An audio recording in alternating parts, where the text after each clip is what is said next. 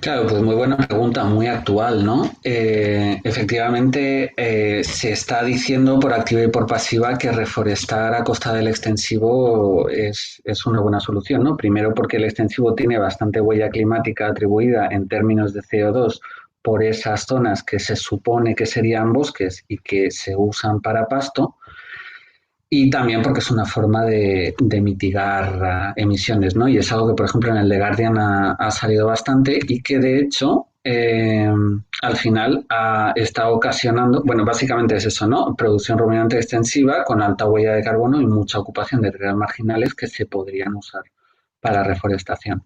Entonces, eso ha aceptado como una locura de plantar árboles, ¿no? Vemos en el foro de Davos, por ejemplo, se está permitiendo 1 billón de árboles, un trillion en inglés, o, por ejemplo, incluso la estrategia de biodiversidad de la Unión Europea también está prometiendo 3.000 millones de árboles adicionales, ¿no? En paisajes europeos que ya, precisamente por procesos de abandono de la ganadería extensiva, ya están bastante matorralizados. Aquí es importante, además, señalar que se está hablando del sector corporativo, ¿no? Que es un actor que ahora veis que tiene bastante relevancia. Pero bueno, el caso es que esto ya está pasando a mayores y el Reino Unido pues ya ha elaborado una estrategia climática en la que pretenden abandonar muchísimas de las zonas pastoreadas que tienen, que además son las que albergan en mayor diversidad, precisamente para plantar árboles. Y bueno, pues ahí está George Monbiot, que es un opinador con mucha voz, ¿no? Que siguiendo estas tendencias está diciendo que el veganismo es lo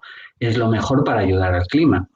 Sin embargo, hay algunos científicos, sobre todo científicos de vegetación, ecólogos de vegetación, que están levantando la voz de alarma. Y el que más la ha levantado, que bueno, ha publicado en revistas señeras como Science o Trends and Ecology and Evolution, es es un ecólogo surafricano que se llama William Bond, y que bueno, recientemente, precisamente por esta moda, ¿no? O por esta presión en favor de los árboles, ha publicado un libro el año pasado muy interesante que se llama Open Ecosystems y donde básicamente toma evidencias de cómo se forma la vegetación, evidencias desarrolladas por otros investigadores anteriormente. Aquí tenemos un climograma de Whitaker del año 75, donde se habla de zonas donde hay cierta incertidumbre de qué tipo de ecosistema se forma. Esto básicamente podría ser equivalente a una dehesa o a un parkland, que también tiene su equivalente tropical en la sabana, ¿no?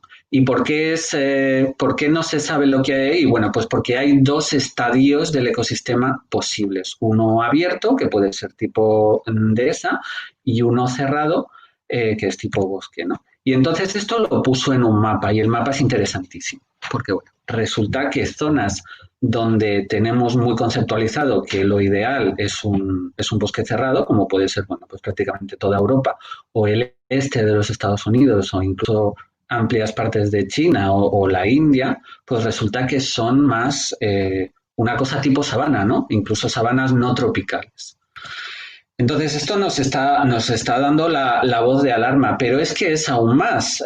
Luego hay unos científicos rusos que tienen un trabajo muy interesante, que han desarrollado como una simulación de lo que sería la estepa siberiana antes de que se extinguieran los mamuts, porque resulta que todos los elefántidos, todos los proboscideos tienen cierta tendencia a tirar árboles abajo. Bueno, pues han sacado unas cosas muy interesantes que tienen que ver con el efecto del albedo y con el efecto de la evapotranspiración, porque resulta que estos son dos procesos contrapuestos en el clima. En el trópico domina la evapotranspiración, que es básicamente que los bosques evaporan agua y así refrescan el clima, y además el bosque de las zonas tropicales fija más CO2 en comparación con lo que podría fijar en zonas muy boreales de permafrost, ¿no? Y además no hay nieve, que la nieve es importante. Entonces, el resultado neto es que los bosques enfrían. Y bueno, hay ejemplos muy interesantes, como por ejemplo este trabajo en el que se relaciona la extinción de pueblos amazónicos que llegaban a ser hasta 10 millones cuando llegaron los primeros europeos a América, pero por las epidemias, sobre todo por la viruela, pues se redujo en un 98% de la población. Eso produjo una matorralización de la zona amazónica y habría enfriado el clima para producir la pequeña edad del hielo. Es una de las teorías, ¿no? Sin embargo, en zonas templadas y boreales la evapotranspiración es menor porque la temperatura es menor y además hay nieve. Y la nieve tiene el albedo muy alto. ¿Qué es el albedo? Bueno, pues es básicamente la cantidad de radiación solar que se vuelve a reflejar al espacio.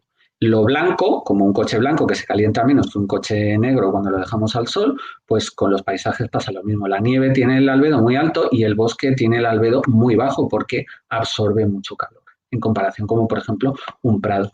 Y como resulta de esto, los bosques calientes. Y esto se ha cuantificado, y se ha cuantificado además que en estas zonas templadas y boreales el reforestar puede tener un efecto negativo en el clima porque la potencial fijación de carbono que pueda producir el bosque acaba comida por ese efecto en el albedo. Entonces, si cogemos el mapa de Bond de antes, interesantísimo, y le añadimos pues más o menos estas zonas de las que hablan los Zimov, pues resulta que podría ser una transposición aquí en el diagrama de Whittaker, pues resulta que tenemos amplísimas zonas que son mucho más abiertas de lo que pensábamos. Entonces, esta locura de reforestar no solo es que no tenga que ver con lo que es natural en los ecosistemas, sino que es muy probable que no sea efectiva. Y esto es muy importante porque, por ejemplo, en Nature Sustainability hace muy poco se ha publicado bueno, pues un estudio de si se abandonase completamente la ganadería, si se abandonase completamente el consumo de carne, de leche, de huevos, etcétera, ¿qué pasaría con el balance de carbono, ¿no? Y bueno, no voy a entrar mucho en detalle porque tampoco tenemos tiempo, pero os quería poner, por ejemplo, esta animación hecha sobre cómo se solapan el mapa que tienen hecho de convertir, de cuánto carbono se ganaría al convertir pastos permanentes en bosque, como por ejemplo en la sabana del sur de África o en el Cerrado y en el Chaco o incluso en algunas zonas de la Orinoco, donde ellos creen que va a haber más fijación de carbono, incluso en China, al abandonar la ganadería, pues son esos ecosistemas de los que en la que estamos nunca se van a convertir en un bosque, porque si no es por herbívoros que acaban consumiendo toda esa biomasa, va a haber fuegos que van a consumir también esa biomasa. Y es más, es que resulta que el carbono que se ha fijado en los bosques es menos estable de cara a incendios que el que se fija en pastizales. ¿Y esto es real? Bueno, pues yo creo que solo tenemos que ver un poco las noticias, ¿no? Cada año más vemos que hay más incendios en Australia, en Portugal, en Finlandia, en Siberia, en Estados Unidos. Y obviamente el calentamiento tiene algo que ver, pero lo que nos está planteando es que precisamente el abandono de la ganadería es el que está conduciendo el abandono de la herbivoría en general, ¿no? Porque tampoco se deja existir a grandes mamíferos silvestres que puedan consumir esa biomasa, es el que está llevando a ese empeoramiento de los incendios tropicales. Y la buena pregunta de esto es quién gana con esto, ¿no? Porque, por ejemplo, en el artículo este que contaba en Nature Sustainability, se está hablando de las emisiones que nos podemos permitir de CO2 fósil, ¿no? ¿Quién necesita compensar CO2 fósil para seguir ganando dinero? Para ganar tiempo, pues es obvio, ¿no? Ya sabemos quiénes son. Y de hecho, bueno, pues estamos viendo noticias donde lo dicen claramente, donde están apostando en reducir la huella de carbono de estas actividades tan contaminantes a base de plantar árboles. Y esto no solo es peligroso desde un punto de vista de la biodiversidad, muy peligroso, sino que también es peligroso desde un punto de vista climático.